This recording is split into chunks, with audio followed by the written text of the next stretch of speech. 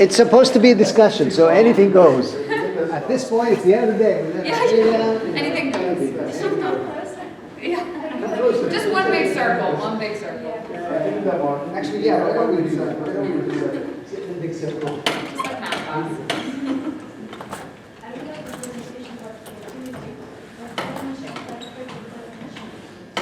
I purposefully did not give one. Yeah, because I wanted to highlight the perspectives of creativity from the participants, so I specifically didn't give one.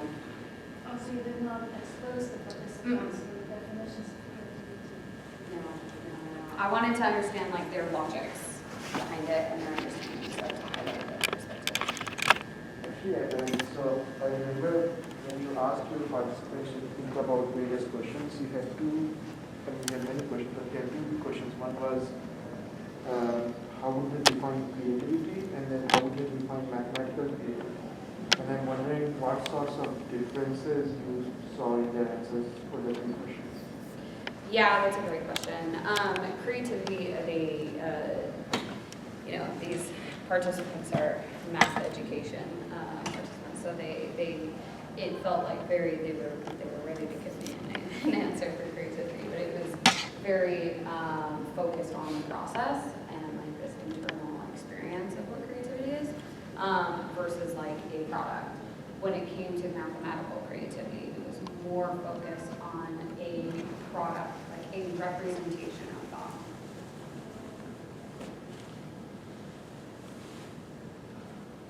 Did that answer your question? Yeah, I'm just curious how they were Okay. but in my mind, I don't know, I mean, creativity is creativity, and it's happening while doing mathematics, and that's mathematical creativity. Yeah. You know, I was going to say creativity is in the eye of the beholder or something. Right, You know right, when you see it, but apparently not sometimes. Apparently not. Thank you for telling me that. Please join us. If you can. Sure, this was in my undergrad program. Oh, nice. Yeah. Yeah. You got it. Okay. Awesome. But yeah, I wonder if, would you say that creativity can be collaborative? Because I know you were doing collaboration, I know these two are doing like creativity, so I put the two together. And honestly, partly it's because I've been really into collective creativity. For example, you know, in the volume that Mal is editing, like we have a jointly written, co-written piece. And I've never done that before.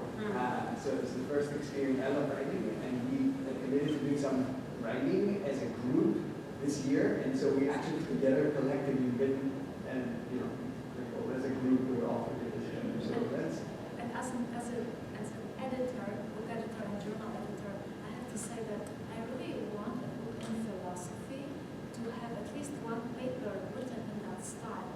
If you read all papers of like Greek masters, they actually write question and answer, question answer.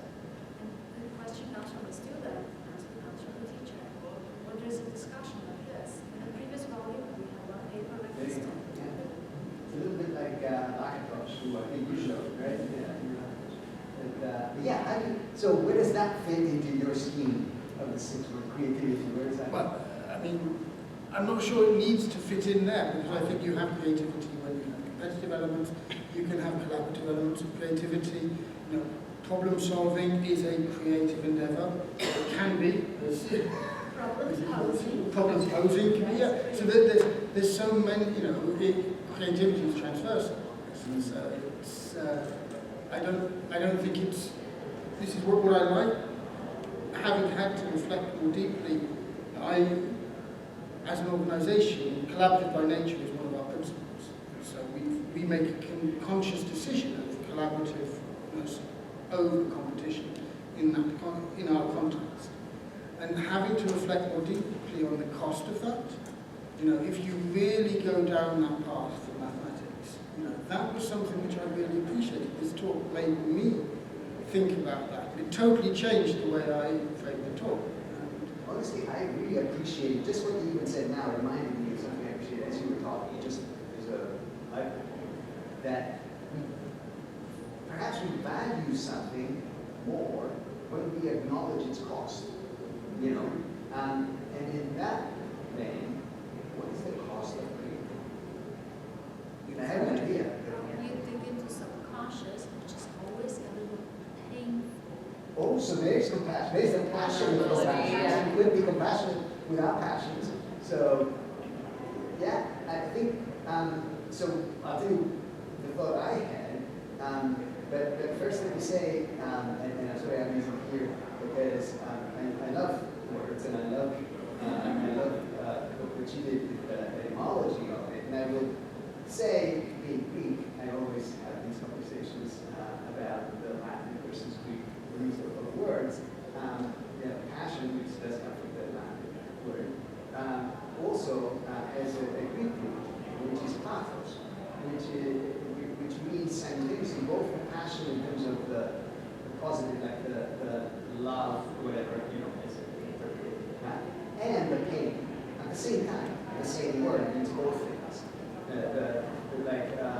Christ's passion, you say, and it means in Greek, it comes from so the passion, the suffering, and the transcendent sort of love, if you will, or whatever is the pathos, but the giving yourself up to something. It's the same word. It's the same word. So in some sense, you can't have one without the other. Right? You can't have the transcendence without the struggle. And I think your studies of psychology was really impressive. I want to study psychology now. Show this pretty clearly. Apparently, psychologists have been studying this from Jung, and even maybe before that. I don't know, but certainly in the Jungian tradition, I think there's this idea that creativity springs from something almost like dark inside of us. It's uncomfortable, and it has to be in some sense. But the other thing I was thinking in terms of value creativity by thinking about its cost, I think maybe certainty might be the cost. Because many people say, well, I've heard several people tell me, that they seek math because of its certainty. And it seems to me almost you might have to give some of that up if you want to open yourself up to the creative. I don't know, what do you think? I see him trying to do I've thought a lot about this in another context, and I think they're two separate things. Okay. I really do think there is a really interesting discussion about certainty and uncertainty and the issues around that. That's something which we deal with in many different contexts. But I can see elements where you can have creativity, constrained creativity, within things where you're not really pushing anything into uncertainty in a sense. And you can have creativity, or you can have things which aren't creative in a very uncertain environment. So I'm not sure I put them together. I think I agree. Both are valuable, Both are valuable, but I do think they're different. Personally. I really like your question about changing the society and 97% and politics. And I would say, according to Carl Gustav Jung's personality types, actually only few personality types can understand, appreciate, and teach mathematics. So, unfortunately, 97% of population is not. So rare personalities are rare personality types. Yeah. So majority, think in terms of, without getting into details, think in terms of majority of the population looking back into evolution. Their main purpose was to multiply. And that's it. So mathematics is not there. You're saying it doesn't have evolutionary It value? doesn't, evolutionary mathematics is relatively young, science is relatively young. So evolutionary scientists were the childless freaks, crazy, right? So they would not pass their genes of mathematics to future generations. So majority of the people, they just simply want to live. Simple way. They don't want to have problems, challenges. So I fundamentally disagree with this.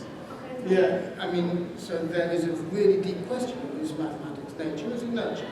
It's both. And there's arguments that there's elements of both. I have been and lived in environments where it is clear that the people who you're engaging with are not mathematically talented until you expose them. And once they're exposed, now suddenly, all of a sudden, through nurture and through different things, their trajectory has changed. And so I do believe that there are elements of nature. I have two kids, they were different from day one. There is no doubt that there are differences, natural differences. But to say that those differences relate to mathematics, that's, I believe, a misconception of mathematics. That's not understanding mathematics, and that's putting mathematics into a very narrow, competitive mindset that we have. They can't be like me. And that would be my perspective. And I believe that if you think of mathematics as a language, as opposed to as a competitive endeavor, then I think that personality types are relevant. I think there's different people who engage in different ways. May I actually use this as an occasion to demonstrate what I see as compassionate practice of mathematics. And I mean it this way. I believe that you both see something. You both see very convincing of your arguments, your perspectives, the ways you describe it, right? And I think what, my belief, my trust that you're seeing something that I'm not seeing, or you don't see each other, tells me that there is something that is simply currently invisible to us. We lack the words to describe it. It's like higher dimension. It's like a four dimension. That we can't see, doesn't fit. But because perhaps of your distinct, personality types, maybe your distinct biology or whatever, or maybe your upbringing, you see different aspects. You have the gift of seeing different aspects of this thing. The trust entails believing, making that leap of faith, that there is something common that validates both of those things. And the fact that they seem incongruous is simply a manifestation of the fact that the thing that exists, the real thing, is beyond, it doesn't fit in this world. It doesn't fit in these terms that we've tried to cast it. It's a linguistic problem. We haven't found the words. In other words, math is bigger than its description that we give it. We give partial descriptions of it. Like a flat. How do you say it's a circle? No, it's a square, but it's neither, of course, because it's a sphere or whatever it is. But, right? So we just don't have the right words to say what it is. And this, in my mind, is this act, lifting the problem to see that way, which starts from the trust that it's not that you're right or wrong. It's not that there exists something which validates or invalidates either. I'm willing to entertain that you're both right in different ways, but in ways that, even though they seem incongruous, they conjure this bigger way of being, like a synthetic way, right? So I think this is really mathematical practice, to be able to do that kind of thing, to conjure a new object that you cannot see, that seems exceptional in the sense that it defies the currently accepted laws. But saying, hey, what if the world has square root of an element? I know it doesn't fit in the real number, right? But what if there was an infinitesimal that's smaller than all the positive numbers, but bigger than 0? You can't point to it, because if you did, that's not it, because you pointed to it, it's going to be something small. So, if I accepted something that I can't see, right, then I can create a whole universe that's bigger and still consistent, maybe, and I can, so I'm just thinking, what do you think about this as a mathematical practice? Like, being compassionate in this way, not forcing the issue of one of the two has to be right or wrong, but that actually what's even more interesting is how can we, what is it that can be bigger than either? Yes, and also we're talking about trust and the level of uncertainty that comes into the picture when you go to that higher realm. Trust to me denotes a tolerable level of uncertainty. So in this process of mathematizing, you're going to have to develop a competence to deal with uncertainty and how to name that and how to level it and so on and so forth. I've been wanting to say something to you about competition with yourself, okay, that's one, And then what you said so honestly about naming your own competitiveness, because the play and fun and compassion of math, fun and failure have to somehow coexist. And how are you going to mentor your students if you yourself have not well, you always succeeded, so you may have a little bit more work to do. But you understand my point is that enables you to then mentor and help your students deal with failure. And then failure in the setting where you're trying to work the dynamic of play and intrinsic value and learning, it seems to me that you're going to have to maybe draw on the notion that failure is not an object, a fixed thing, but a relationship. Because that's one of the things I got from our talk about relationality and fundamental ontology. And if the basic unit of being is maybe relational rather than objects or things. So in that case, you might apply that to understanding failure as much more dynamic and complex. We're converting into a category here. You know, to that point though, you know, if you are saying that, you know, if you're failing at math, you can't fail math unless you just stop doing math or practicing math, right? So it's like that relationship of like not doing math or failing at math is like, you might fail class, like the structure, right? But you're not failing math. It's the same logics of like, well, what is doing math?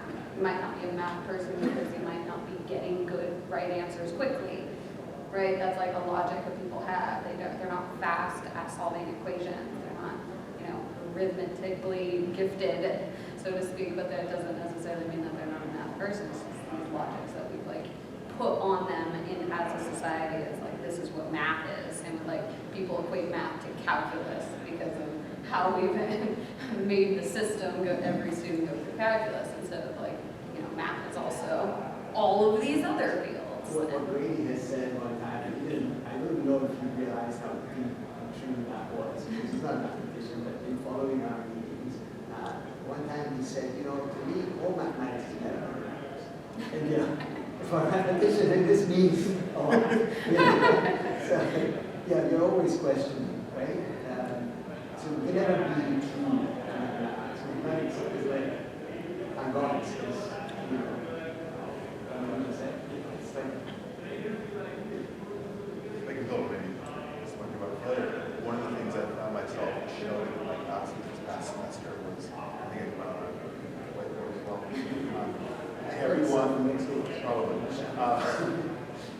Everyone deserves to experience mathematical success, and simultaneously everyone deserves to experience mathematical failure. And one of the great things about yes, it deserves to. I think one of the really important things about math in particular is there's an arbitrary difficulty. We really like tune the difficulty, and as a teacher, always thinking about how to tune the difficulty of my kids so that in the ideal case, every individual is both experiencing like real success and real joy, no matter how limited they are, and also real failure, no matter how brilliant they are. Right? That's a real failure on my part in the future. And, you know, just with my own kids, I recognize that that's exactly what I'm doing. That's what comes naturally to me. This is what. But when I think of this at a societal level, is this what I want maths to be? This is, and really, as I say, this talk made me think about this. In terms of experiencing failure, I was very privileged as a young child. I went through the French system. I'm dyslexic. So I was very well versed in failure. In fact, I got 0 in dictation for 4 years, once a week for the first 2 years, and once every 2 weeks for the next 2 years.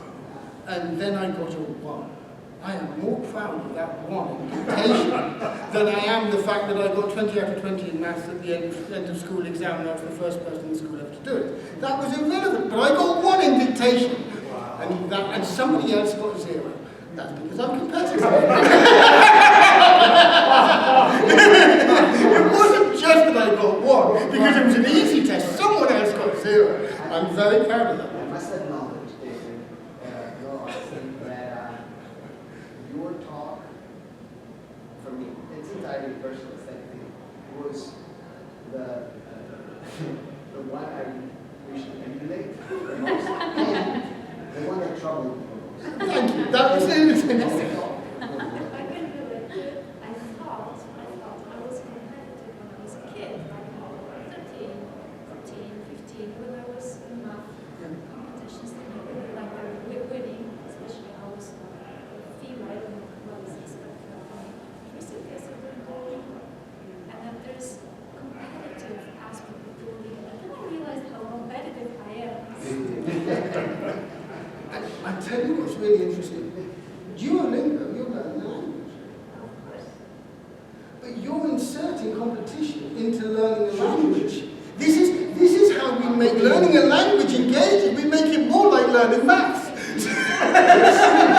Exactly. I was thinking about this. It's exactly one of the things I was thinking about as I was preparing the talk. I want to see what is their style of motivation is actually a mix of internal motivation and external motivation. But you can see like sometimes I'm kind of running out of patience and okay, I should finish, and then they give me like double points, triple points, like, oh yeah, 15 minutes. Shame on you. I need 20 points to be in the first place. I'm like, sure. Somebody is better than me, just one person. Yeah, I can actually do it. So it's not shiny, but I think Duolingo has a map. Yeah. No, it's a language. You can learn the language. You can learn that. You can learn The math, I think, is like elementary school.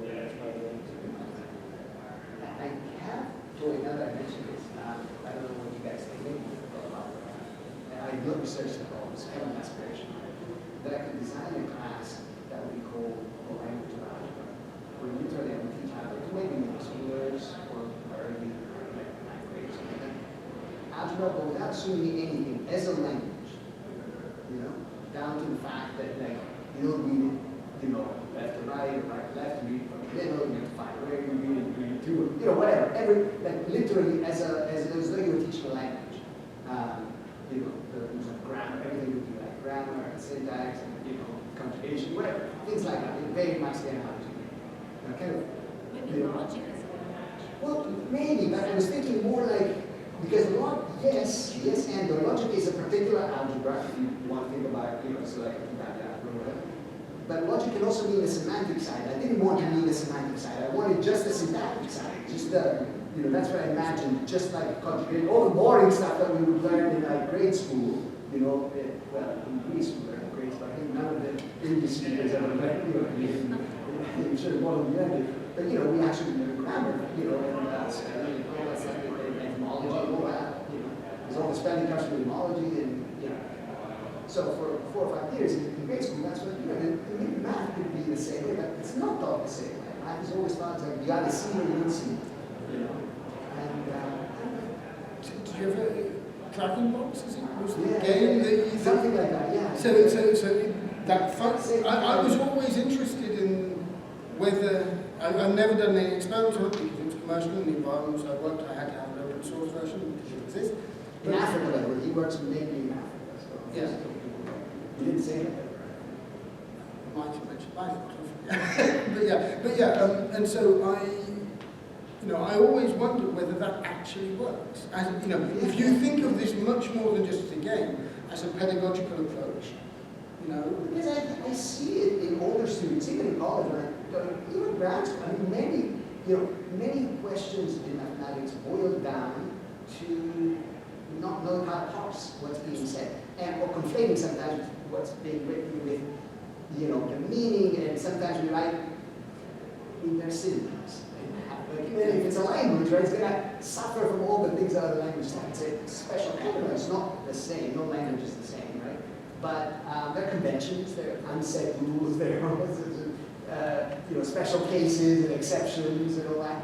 And so, and we never actually bring this up to students. We write things up and we expect them to know how to parse it and to follow. Because Ben, he was talking about separating parsing and take understanding and say parse and agree. And I wanted to ask him, if it's about where is that, yes, I I can parse it syntactically, and I'm not at the level of agreeing or disagreeing because it doesn't make sense to me. It's not the semantic. I don't see the semantics of it. Maybe he meant it. Maybe he used different words to describe this, because I think before you agree or disagree, you have to have a sense of what it means. And so, there's a difference between like, I don't know what he meant by parsing, is my question. Maybe this is getting too much in the weeds, but we never bothered to foreground that in a math class. We just, you don't get it or you get it, or, as opposed to, it's a way of writing. So the language isn't necessarily what we write. The language is also what we mean, but we have a writing scheme, and like with any other language, you can know the language before you know how to write it. And you're dyslexic. Doesn't mean you didn't speak English. You spoke English perfectly fine, right? And there might be other writing schemes. Obviously, if you study linguistics or hieroglyphics, you learn other writing schemes, right? Or Chinese or something. And I mean, why we get too caught up on what we write in math as opposed to what we mean. So vivid to me, both as a student but also as a younger teacher, the focus of kids on just not understanding what the little dumb text of question means. On what I think meant by parse. And it's so much of my work, and certainly when I was younger and writing problems, I'd like to be very clear about what I actually mean and separating that from the actual mathematical challenge. Being very redundant often if I'm trying to describe like the setup of the actual problem, which is not the typical sort of minimal mathematical aesthetics. If I'm trying to get them to actually focus on like what I think is like the core mathematical challenge. What you made me think is an important idea. It's a resonance with the things I've told before, which is that sometimes the difficulty in I guess what we want to understand is because we can't wrap our heads around why would anyone say that. Like it's not that we can't parse it, we parse it, and we have a sense of what it might mean. But we're like, why would they ever mean that? Why would they ever say that? Right? It's either too obvious, or it's like, why would they say it this way? In other words, this relates in some sense to agency. In other words, part of our ability to understand meaning, the conjure meaning, let's say that it's constant, so it makes sense, is that we are imputing some sort of agency to the person who's saying it, some reason why they're saying this, right? Like whoever wrote. So what my student was saying, you were here when I had my little video, where that student, and he was one of the best students in my class, and just in general, one of the best students that year, who was convinced. So this was about the Goodstein sequence. I think I've talked to you about. This is a very intricate mathematical logic, mathematical logic that talks about essentially completeness in number theory and in sequences. But anyway, so they had this little chance. They had to make sense of it in small groups. And he, being one of the smartest, but also very critical of himself, right, eventually was convinced that this, I had given him an excerpt of the original paper from 63 or whatever, one of the original papers on it, right? And they were convinced that there was a mistake. And he said, I'm probably wrong, he said that. But I don't think he actually meant it. And this is like the typical sort of prelude that you say, I can't fathom how I could be wrong, but I'm probably wrong. And I think they're missing something. Then he was saying what he realized eventually was that when you change base, because part of the business is you have to change the base, then you have to shift. You can't just say +1 because sometimes it's -1. And so that's the whole problem, right? And he realized that, and he said how what he took away was how often we're so convinced we're right that we don't see another way of being. So we're like, yeah, I see what he says. It just doesn't make, why would he ever say that? So we get stuck on one way of thinking rather than entertain, well, there is a reason why this person is saying it. So rather than we jump into the conclusion which is more convenient for the cognitive dissonance, that, they just made a mistake. Frankly, sometimes they do just make a mistake, so that's problematic, right? But why don't we first start to think, well, maybe they meant something I am not seeing yet. And math is replete with that, just because of the aesthetic of how we write little to mean a lot more, right? We've all experienced this going through grad school math, and that's a big lesson, right? Where you have to read the same sentence, over and over again. And I say, one of the techniques I developed and I teach my students is not only read multiple times, but think to yourself, how else might you have said that? And why did the author choose not to say it in those words? What does that mean? So what you don't say often is just as meaningful or more sometimes than what you do say in math. It's an art, it's part of the feature of the mathematical language, let's say.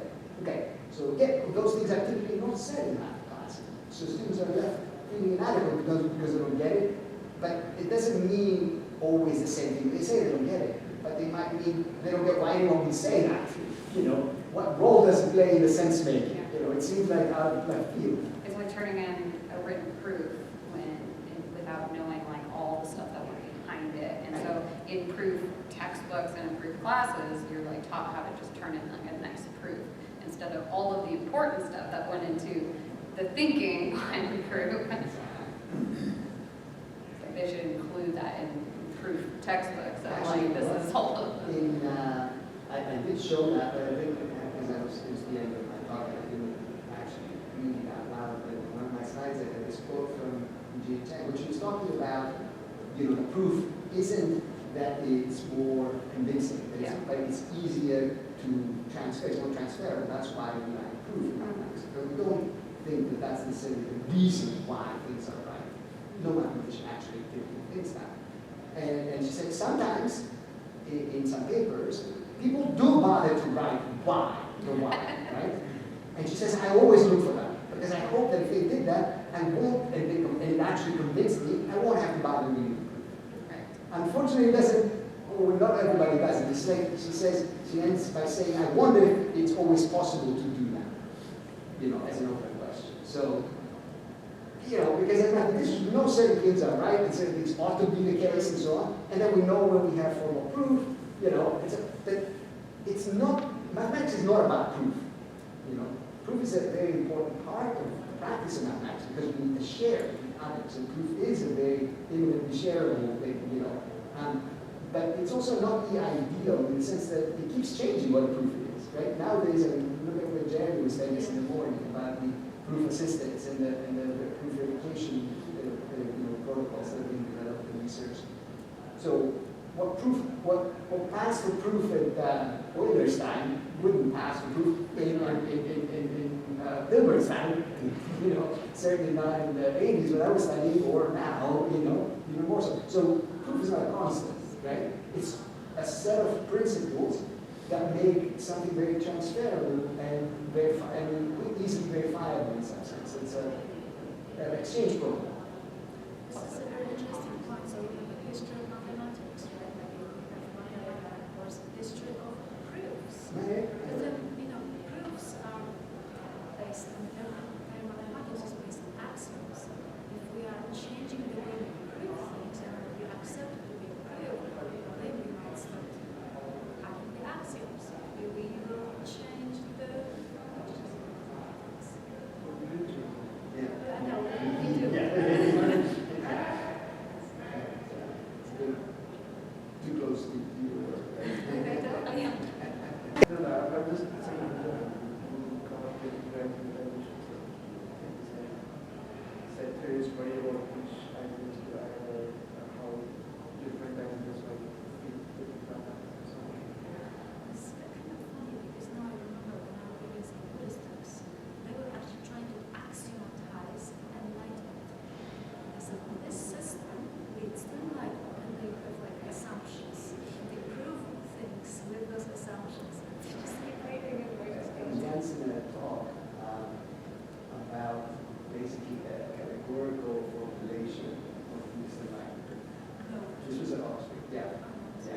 And in fact, the person who was giving that talk were one of the invited for we have for a while we've been talking about having a talk about basically about consciousness, like models of consciousness or whatever, and there are a few people that have come up as possible speakers. He's someone that both we and I know, so maybe. But it's a kind of a topic that we're interested in. Why is even consciousness evolutionarily justified? Yeah. So why would we need it? We could just live without it. But just it's so much fun. You're saying you can live without consciousness? But yeah, some organisms live without consciousness.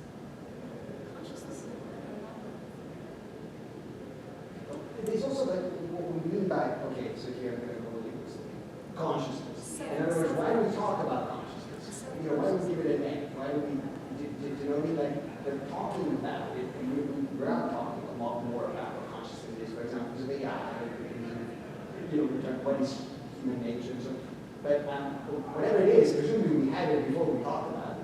Yeah. Why are we talking about it so much? And it's kind of interesting. But yeah, also, why did it evolve? Right? Apparently, it improves something in our survival. The subconscious is probably more interesting. The subconscious is fascinating. Well, this is a great conversation. Thank you for staying so late. Really appreciate it. So, let me just ask you. Just one